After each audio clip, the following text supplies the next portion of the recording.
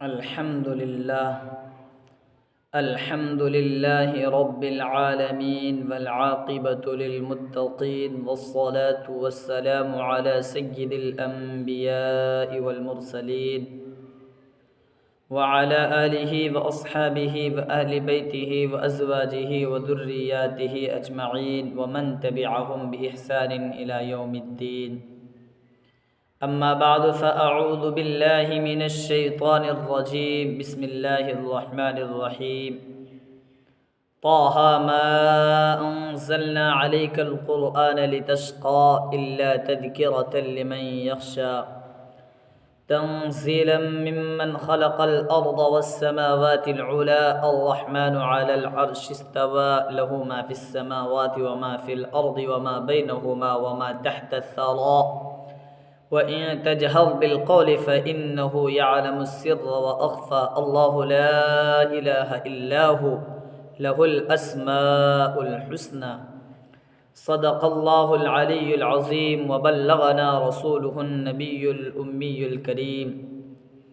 ونحن على ذلك لمن الشاهدين والشاكرين والحمد لله رب العالمين. اللهم صل على محمد وعلى آل محمد كما صليت على إبراهيم وعلى آل إبراهيم إنك حميد مجيد. اللهم بارك على محمد وعلى آل محمد كما باركت على إبراهيم وعلى آل إبراهيم إنك حميد مجيد. محترم و مکرم معزز سامعین کرام و حضرات سامعین عظام، آج سے الحمدللہ ثم الحمدللہ ایک نئی سورہ طٰہٰ کی تفسیر شروع کی جا رہی ہے آپ حضرات کے روبرو۔ اللہ تعالیٰ سے دعا کریں کہ اللہ تبارک و تعالیٰ اس تفسیر کو خیر کے ساتھ، بھلائی کے ساتھ اور دل جمعی کے ساتھ پورا کرنے کی توفیق عطا فرماوے، اور اس تفسیر کے کرنے کو ہمارے لیے کل قیامت کے دن آخرت میں نجات کا ذریعہ بنائے، آمین۔ بہرکیف یہ سورہ طٰہٰ ہے، جس کی پہلی آیت طٰہٰ، اسی کے نام سے اس سورت کا نام موسوم ہے، یعنی اسی لفظ سے اس سورت کا نام سورہ طٰہٰ ہے۔ اور اس سورت کا دوسرا نام کلیم اللہ ہے۔ یہ کلیم اللہ حضرت موسیٰ علی نبینا وعلیہ الصلاۃ والسلام کا لقب ہے، چونکہ اس سورت کے اندر حضرت موسیٰ علیہ الصلاۃ والسلام کا تذکرہ تفصیل کے ساتھ کیا گیا ہے، اس لیے اس سورت کا نام سورہ کلیم اللہ بھی کہا جاتا ہے۔ یہ سورت مکہ میں نازل ہوئی ہے۔ اس سورت کے اندر 135 آیتیں ہیں اور یہ سورت 8 رکوع پر مشتمل ہے، یعنی اس سورت کے اندر 8 رکوع ہیں۔ اس سورت کا قرآنی ترتیب کے اعتبار سے جو مصحف عثمانی ہے اس کے اندر اس سورت کا نمبر 20 آتا ہے، لیکن نزول کے اعتبار سے اس سورت کا نمبر 45 آتا ہے۔ اور اس سے پہلے جو ابھی سورت کی تفسیر گزری ہے آپ کے سامنے سورہ مریم، اس کا نمبر 44 آتا ہے۔ مطلب یہ ہے کہ سورہ مریم کے متصلاً بعد فوراً اس سورت کا نزول ہوا ہے، یعنی سورت نمبر 45 آتا ہے نزول کے اعتبار سے۔ بہرکیف اور یہ وہ سورت ہے جس کی وجہ سے ہی حضرت عمر رضی اللہ تعالی عنہ کو ایمان نصیب ہوا اور جناب نبی کریم صلی اللہ علیہ وسلم کی صحابیت میں آنے کا شرف حاصل ہوا۔ اس سورت کے متعلق بعض روایات میں یوں آیا ہے، جس کو حضرت مولانا مفتی شفیع عثمانی نور اللہ مرقدہ نے اپنی کتاب تفسیر معارف القرآن کے اندر لکھا ہے کہ جب اللہ تبارک و تعالی نے آسمان و زمین کو پیدا بھی نہیں کیا تھا، آسمان و زمین کے پیدا کرنے سے 2000 سال پہلے اس سورت کو پیدا کر دیا تھا، اور اس صورت کو صحابہ نے سنا، اور معاف کیجیے گا، اس صورت کو فرشتوں نے سنا، اور فرشتوں نے پھر عرض کیا خوش نصیب ہوں گی وہ امت جس پر یہ صورت نازل کی جائے گی، خوش نصیب ہوں گے وہ سینے جس کے اندر یہ صورت سمائی جائے گی، اسی طرح سے خوش نصیب ہوں گے وہ لوگ جو اس کو یاد کرنے والے ہوں گے۔ بہرکیف یہ صورت اس کے متعلق اس کے کچھ فضائل تھے، اور ان کی فضیلتوں میں سے ایک فضیلت یہ بھی ہے کہ یہی وہ صورت ہے جس کو سن کر حضرت عمر رضی اللہ تعالی عنہ مشرف باسلام ہوئے۔ واقعہ یوں ہوا جس کو میں آپ کے سامنے بالکل مختصراً رکھوں گا۔ حضرت عمر رضی اللہ تعالی عنہ ایک ننگی تلوار لے کر جناب نبی کریم صلی اللہ علیہ وسلم کے قتل کے ارادے سے نکلے، نعوذ باللہ من ذالک۔ راستے میں نعیم نامی شخص ملا اور انہوں نے کہا اے عمر خیریت تو ہے، مزاج بخیر ہے، کہاں جا رہے ہیں آپ؟ انہوں نے کہا کہ ایک مکہ کے اندر محمد اپنے آپ کو بتانے والا ہے جنہوں نے مکہ کے اندر فساد مچا رکھا ہے، ایک ہی قبیلے کے لوگوں کو آپس میں ایک دوسرے کا دشمن بنا رکھا ہے، اور ہمارے معبودوں کے خلاف مغلظات کو بک رکھا ہے، ہمارے معبودوں کے خلاف زبان درازی کرتا ہے، میں آج اسے قتل کرنے جا رہا ہوں۔ بہرکیف جب اس طرح کی بات کہی تو نعیم نے کہا ذرا اپنی بہن کی بھی جا کے خبر لے لے، وہ تو مسلمان ہو چکی ہے اور تو چلا ہے محمد الرسول اللہ صلی اللہ علیہ وسلم کو قتل کرنے۔ بہرکیف تو حضرت عمر رضی اللہ تعالی عنہ بجائے اس کے کہ محمد رسول اللہ صلی اللہ علیہ وسلم کو قتل کرنے کو جاتے، وہ جا کر چلے جاتے ہیں اپنی بہن فاطمہ رضی اللہ تعالی عنہ کے پاس۔ یاد رکھیں ناظرین، یہ فاطمہ حضور صلی اللہ علیہ وسلم کی بیٹی نہیں بلکہ کوئی اور ہے۔ حضور صلی اللہ علیہ وسلم کی بیٹی فاطمہ کوئی اور ہیں، اور حضرت عمر رضی اللہ تعالی عنہ کی جو بہن ہیں فاطمہ بنت خطاب رضی اللہ تعالی عنہ وہ کوئی اور ہیں۔ بہرکیف وہاں جب جاتے ہیں تو وہ اور ان کے شوہر قرآن سیکھ رہے ہوتے، ایک صحیفے کے اندر لکھا ہوا ہوتا ہے،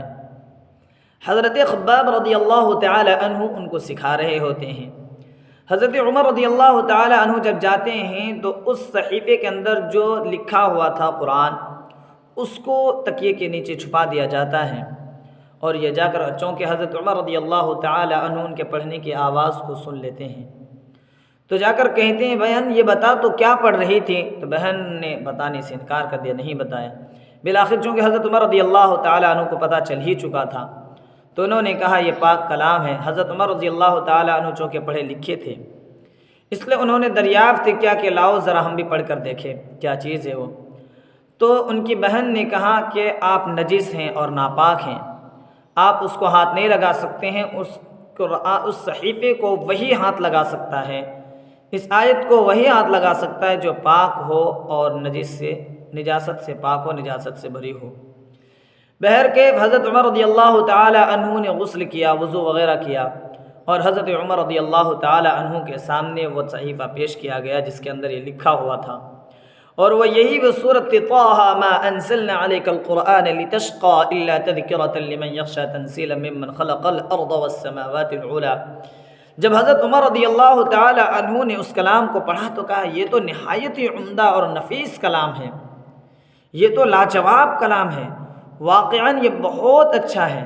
جب اس طرح کی گفتگو سنی حضرت خباب رضی اللہ تعالی عنہ جو چھپے ہوئے تھے، اس سے پہلے میں نے بہت سارے واقعات کو چھوڑا، مارا پیٹا وغیرہ، میں اصل میں مدعے پر آ رہا ہوں کہ اس کی وجہ سے حضرت عمر رضی اللہ تعالی عنہ کو کلمہ نصیب ہو، اس لیے شارٹ میں اور مختصراً بیان کر رہا ہوں حضرت عمر کا واقعہ۔ بہرکیف حضرت خباب رضی اللہ تعالیٰ عنہ آتے ہیں اور انہوں نے جو ہے یہ کہا کہ ہم اللہ کے رسول صلی اللہ علیہ وسلم کے ہاتھ پر بیعت ہونا چاہتے ہیں، وہاں جا کر مسلمان ہونا چاہتے ہیں، مشرف باسلام ہونا چاہتے ہیں۔ بہرکیف حضرت عمر رضی اللہ تعالی عنہ مسلمان ہوئے۔ غرض یہ کہ یہی وہ صورت ہے جس صورت کی وجہ سے حضرت عمر رضی اللہ تعالی عنہ کو کلمہ نصیب ہوا، اور حضرت عمر رضی اللہ تعالی عنہ ہی وہ ہستی ہیں جن کی وجہ سے اسلام کو تقویت، قوت اور سکت و توانائی حاصل ہوئی۔ یعنی آپ کے ایمان لانے کے بعد نماز پھر جو ہے مسلمان برملا پڑھنا شروع کر دیا مسلمانوں نے، کھلم کھلا نماز پڑھنے شروع کی، جبکہ خفیہ طور پر پہلے پڑھا کرتے تھے، گپت طریقے سے۔ بہرکیف اب اس صورت کے بعد چلے آتے ہیں، اس صورت کا سب سے پہلا لفظ طٰہٰ۔ یہ طٰہٰ جس طرح قرآن کے اندر اور بھی الفاظ ہیں، الف لام میم صاد، الف لام را، کاف ہا یا عین صاد طا سین نون قاف وغیرہ وغیرہ، ان حروف کو حروف مقطعات کہا جاتا ہے، جن کے متعلق اہل سنت والجماعت کا عقیدہ یہ ہے کہ ان کے معانی صرف اور صرف اللہ کو ہے، یا ممکن ہے کہ جناب نبی کریم صلی اللہ علیہ وسلم کو بھی معلوم ہو، اور یہ اللہ اور رسول اللہ کے درمیان راز و امت کو نہیں بتلایا گیا ہو۔ انہی حروف مقطعات میں سے سورہ طٰہٰ ہے، اور بعض حضرات نے چونکہ حدیث سے ثابت بھی ہے کہ یہ طٰہٰ اور یاسین، لفظ طٰہٰ اور یاسین یہ در حقیقت جناب نبی کریم صلی اللہ علیہ وسلم کے نام ہیں، تو اس لیے اس کو طٰہٰ بھی کہیں، اس لیے یہ بھی کہا جا سکتا ہے۔ اور بعض حضرات نے کہا طٰہٰ یہ اللہ کے نام ہے، اور یہ قسم کے لیے استعمال کیا، جیسے اللہ تبارک و تعالیٰ کے رسول صلی اللہ علیہ وسلم نے حامیم کی قسم کھائی، چونکہ وہ اللہ کی طرف اشارہ تھا۔ تو بہرکیف یہ طٰہٰ، اور جمہور مفسرین اور صدیق اکبر رضی اللہ تعالیٰ عنہ اور جمہور علماء کا قول یہ ہے کہ یہ متشابہات میں سے ہے، اس کے معانی کے پیچھے پڑنے کی ہم کو ضرورت نہیں ہے۔ بہرکیف طٰہٰ واللہ اعلم بمرادہ، ما انزلنا علیک القرآن لتشقى الا تذکرۃ لمن یخشی، ہم نے یہ قرآن آپ پر اس لیے نہیں اتارا کہ آپ تکلیف میں پڑ جائیں، آپ مشقت اٹھائیں۔ دیکھیں اس سے پہلی صورت جو ختم ہوئی ہے سورہ مریم، وہ بھی قرآن کے تذکرے پر ختم ہوئی، اور اب جو سورہ طٰہٰ نازل ہوئی ہے، اب سورہ طٰہٰ جو شروع ہو رہی ہے، اس کی ابتدا بھی اللہ تبارک و تعالیٰ نے قرآن کے تذکرے کے ساتھ کیا ہے۔ پہلے تو یہ آیا ہم نے قرآن کو آپ کی زبان پر اس لیے آسان کر دیا تاکہ آپ خوشخبری سنا دیں ڈرنے والوں کو اور متقیوں کو، اور بدخبری سنا دیں یعنی عذاب کے بارے میں سنا دیں ان لوگوں کو جو جھگڑالو قوم ہیں۔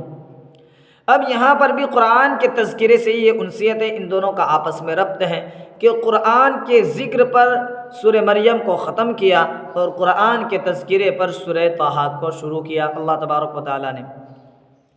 اب یہ جو آیا ما انزلنا علیک القرآن لتشقى، یہ کیوں نازل ہوئی؟ در حقیقت شروع میں ابتدا اسلام میں جب جناب نبی کریم صلی اللہ علیہ وسلم اور صحابہ کرام رضوان اللہ تعالی علیہم اجمعین نماز میں کھڑے ہوتے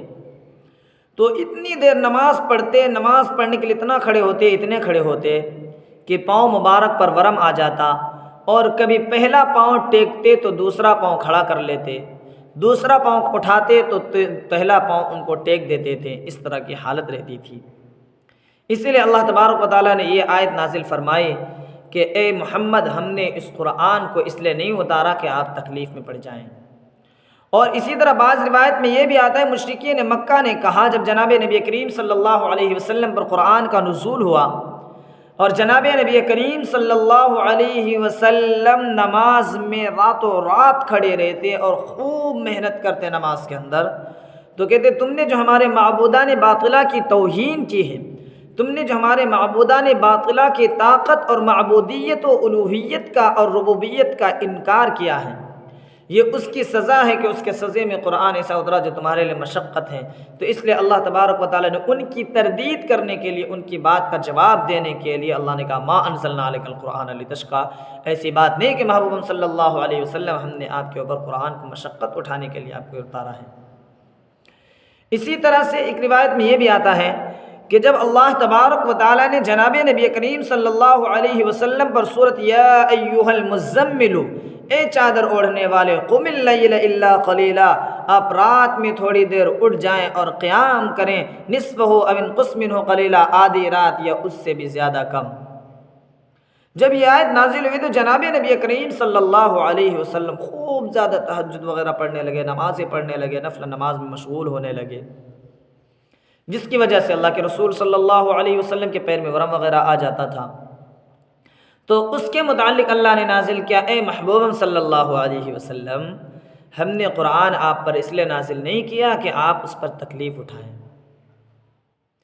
اور بعض مفسرین نے اس کا یہ بھی مطلب بیان کیا ہے، جب جناب نبی کریم صلی اللہ علیہ وسلم نے دعوت دینی شروع کی، تبلیغ شروع کی، اور اس کے نتیجے میں کافرین نے، منافقین نے، معاندین نے اور مشرکین نے جب ایمان نہیں لایا تو جناب نبی کریم صلی اللہ علیہ وسلم کو کڑن ہوتی، جناب نبی کریم صلی اللہ علیہ وسلم کو تکلیف ہوتی، تو اس وجہ سے اللہ کے رسول صلی اللہ علیہ وسلم غمگین ہوتے، تکلیف میں ہوتے۔ تو اس لیے یہ آیت اتاری، اے اللہ کے رسول، ہم نے آپ پر قرآن اس لیے نہیں اتارا کہ آپ تکلیف اٹھائیں، یعنی آپ کا کام محض تبلیغ کرنا ہے، آپ کا کام محض دعوت دینا ہے، آپ کا کام صرف اور صرف ایک اللہ کی طرف بلانا ہے۔ وہ آتا ہے یا نہیں آتا ہے، وہ مانتا ہے یا نہیں مانتا ہے، وہ قبول کرتا ہے یا نہیں کرتا ہے، یہ اس کی ذمہ داری ہے۔ آپ کی ذمہ داری تو صرف تبلیغ کا پہنچانا تھا، آپ کیوں تکلیف اٹھاتے ہیں؟ اس لیے اس آیت کا نزول ہوا، ما انزلنا علیک القرآن لتشقی الا تذکرۃ لمن یخشی، بلکہ اس آیت کو تو ہم نے نصیحت بنا کر اس شخص کے لیے حاصل کیا ہے جو ڈرتا ہو۔ تفسیر مظہری کے اندر علامہ قاضی ثناء اللہ پانی پتی نور اللہ مرقدہ نے کہا، اس شخص کو ڈرایا جائے جو بھی اللہ سے ڈرتا ہو، یا اس کا یہ مطلب ہے ہر اس شخص کے لیے نصیحت بنا کر بنا کر پیدا کیا، نازل کیا ہے، ہر اس شخص کے لیے جس کے متعلق اللہ نے یہ طے کر رکھا ہو کہ اس کو اگر ڈرایا جائے تو یہ ڈر جائے اور اللہ کی دعوت کو قبول کر لے، چاہے کہ وہ فی الحال زبانی طور پر یا فی الحال وہ نہیں ڈرتا ہو، لیکن قبول یہ ہو جائے تو وہ بھی اس سے مراد ہے کہ اگر وہ اس طرح سے ڈرایا جائے تو وہ ڈر جائے۔ اب یہاں پر ایک سوال یہ اٹھتا ہے، قرآن تو کہتا ہے ان ھذا القرآن یہدی للتی ہی اقوم، اور ہدی للناس کا یہ کرتا ہے کہ یہ تو قرآن ہدایت ہے لوگوں کے لیے، تمام لوگوں کے لیے مشعل راہ ہے، تمام لوگوں کے لیے ہدایت کی چیز ہے۔ تو یہ الا تذکرۃ لمن یخشی کہا کہ صرف ان لوگوں کے لیے نصیحت بنا کر کے جو اللہ سے ڈرنے والے ہیں۔ تو صاحب روح المعانی کے حوالے سے حضرت مولانا عاشق الہی بلند شہری رحمۃ اللہ علیہ نے اپنی کتاب تفسیر انوار البیان کے اندر اس کا جواب دیتے ہوئے یوں فرمایا، چونکہ جو مشرکین ہیں، جو منافقین و معاندین ہیں، جو اللہ سے نہ ڈرنے والے ہیں، ان لوگوں کا سننا نہ سننا دونوں برابر ہے، اس لیے یہاں اللہ نے کہا کہ ڈرنے والوں کے لیے نصیحت بنا کر، ورنہ نصیحت تو یہ نہ ڈرنے والوں کے لیے بھی ہے اور ڈرنے والوں کے لیے بھی ہے، کافروں کے لیے بھی ہے اور مشرکوں کے لیے بھی ہے، لیکن ان کا سننا نہ سننا برابر، وہ کبھی عمل کی نیت سے، وہ کبھی بھی اس پر عمل کی نیت سے کبھی سنتے ہی نہیں ہیں۔ اسی وجہ سے یہ کہا کہ یہ لوگ جو ہے نا کہ یہ جو قرآن کو ہم نے نازل کیا ہے وہ نصیحت بنا کر کے ان لوگوں کے لیے جو ڈرنے والے ہیں۔ تنزیلا ممن خلق الارض والسماوات العلی الرحمن علی العرش استوى له ما في السماوات وما في الارض وما بينهما وما تحت الثرى۔ اور مزید یہ کہ یہ جو قرآن اتارا ہے جس نے، وہ ذات وہ ہے جس نے آسمانوں کو بھی پیدا کیا، جس نے زمین کو بھی پیدا کیا، اور اس کے بعد وہ ذات وہ ہے جو رحمان، جو عرش پر مستوی ہے۔ اس سے بعض لوگوں کو یہاں پر جو الرحمن علی العرش استویٰ کا اس سے غلط فہمی ہوتی ہے کہ اللہ تبارک و تعالیٰ کی ذات عرش پر ہے، جبکہ ہم اہل سنت والجماعت کا عقیدہ نظریہ یہ ہے کہ اللہ تبارک و تعالیٰ کی ذات ہر جگہ ہے، بلا مکان، بلا کیفیت و ہیئت، یعنی اللہ جس جگہ پر ہے، اللہ کے لیے جسم کوئی چیز نہیں، اللہ جسم سے پاک ہے اور اللہ ہر جگہ ہے، اور لا محالہ اگر یہ بات مان لیتے ہیں کہ اللہ عرش پر ہے تو عرش بڑا ہوگا، اور عرش سے اللہ عرش پر ہے، اور اللہ ہے کرسی پر، اللہ عرش کی کرسی پر ہے، کرسی عرش پر، پھر اس کے بعد جو اللہ کرسی پر، کرسی عرش پر، تو کل ملا کر چونکہ ہمارا عقیدہ ہے کہ اللہ سب سے بڑا ہے، تو چونکہ جس چیز کے اندر آدمی ہوتا ہے، داخل ہوتا ہے، تو داخل ہونے والی شے داخل، یہ بڑی ہوتی ہے شیء مدخول سے، اور شیء مدخول بڑی ہوتی ہے شیء داخل سے۔ یعنی جو چیز داخل، جیسے کوئی آدمی کرسی پر بیٹھے تو آدمی جہاں بیٹھ رہا ہے تو آٹومیٹک کرسی جو ہے وہ بڑی ہوگی آدمی سے، اور اسی طرح سے جس پر کرسی ہے وہ چیز بڑی ہوگی کرسی سے۔ تو اس کا مطلب یہ ہوا اللہ سے بڑی کرسی، کرسی سے بڑی عرش ہے، جبکہ ہمارا عقیدہ ہے کہ اللہ تبارک و تعالیٰ کی ذات سب سے بڑی ہے۔ تو چونکہ ہمارا عقیدہ یہ ہے کہ اللہ تبارک و تعالیٰ کی ذات سب سے بڑی ہے، تو اللہ تبارک و تعالیٰ عرش پر نہیں سما سکتے۔ اللہ تبارک و تعالیٰ ہر جگہ ہے، اللہ تبارک و تعالیٰ کسی خاص جگہ پر بیٹھے ہوئے نہیں ہے۔ پھر اس کے بعد کا لہو ما فی السماوات و ما فی الارض، اسی کے لیے ہے وہ تمام چیزیں جو کچھ آسمانوں میں ہیں اور جو کچھ زمین میں ہیں، وہ تمام کی تمام چیزیں اللہ ہی کے لیے ہیں، اور جو کچھ زمین کے اوپر ہے آسمان کے نیچے ہے، یعنی ان دونوں کے درمیان ہے، وہ تمام چیزیں بھی اللہ ہی کے لیے ہیں۔ اور اس کے بعد کہتے ہیں وما تحت الثری، اور جو نمناک مٹی کے نیچے ہیں اس کے وہ بھی اللہ ہی کے ہیں، وہ کسی غیر کے لیے نہیں ہیں۔ اخیر میں کہا وَإِن تَجْهَرْ بِالْقَوْلِ فَإِنَّهُ يَعْلَمُ السِّرَّ وَأَخْفَى، اگر آپ اللہ کو زور سے پکاریں گے یا آپ او تخافت، یہاں پر محذوف ہے، علامہ قاصد ثنا اللہ پانی پتی نمبر اللہ مرقدہ تفسیر مظہری کے کہتے ہیں اندر کہتے ہیں او تخافت، یا آپ زور سے پکاریں یا آپ آہستہ اللہ کو پکاریں، فَإِنَّهُ يَعْلَمُ السِّرَّ وَأَخْفَى، اللہ تبارک و تعالیٰ تو پوشیدہ باتوں کو بھی جاننے والا ہے اور اس سے بھی زیادہ چھپی ہوئی باتوں کو جاننے والا ہے۔ مفسرین نے ان دونوں کی تفسیر اس طرح سے کی ہے، سر اس کو کہتے ہیں جو کسی کو بتا دیا جائے کسی کو نہ بتایا جائے، اور اخفا ان باتوں کو کہتے ہیں جو صرف اپنے دل میں رکھا ہو۔ اور بعض مفسرین نے کہا سر اس بات کو کہتے ہیں جو کسی کو بھی نہ بتایا جائے، جو صرف اور صرف اپنے دل میں رکھا اسے سر کہتے ہیں، اور جو بات ابھی تک آئی ہی نہیں ہے خود بتانے، یعنی ہمارے دل میں کیا ہے خود ہم کو نہیں معلوم ہے جو بات، اس بات کو اخفا کہتے ہیں۔ تو اللہ تبارک و تعالیٰ سر کو بھی جانتے ہیں، اخفا کو بھی جانتے ہیں، یعنی جو بات ہمارے دل میں ہے اللہ اس کو بھی جانتے ہیں، اور جو بات ہمارے دل میں اب تک آئی نہیں ہے بلکہ کبھی نہ کبھی آنے والی ہے اللہ ان کو بھی جانتے ہیں۔ لہذا فرمایا اللہ فَإِنَّهُ يَعْلَمُ السِّرَّ وَأَخْفَى، اللہ لا الہ الا ہو، اللہ وہی ہے جس کے سوا کوئی معبود نہیں۔ بھائی آسمان کو پیدا اس نے کیا، زمین کو پیدا اس نے کیا، بلند آسمان کو پیدا اس نے کیا، رحمان وہ ہے، عرش پر مستوی وہ ہے، آسمان و زمین کی ملکیت اس کی ہے، ان دونوں کے درمیان کی چیزوں کی ملکیت اس کی ہے، نمناک مٹی کے نیچے جو چیزیں ہیں اس کی ملکیت اس کی ہے، زور سے بولیں اسے بھی سنتا ہے، آہستہ بولیں اسے بھی سنتا ہے، جو دل میں ہے اسے بھی سنتا ہے،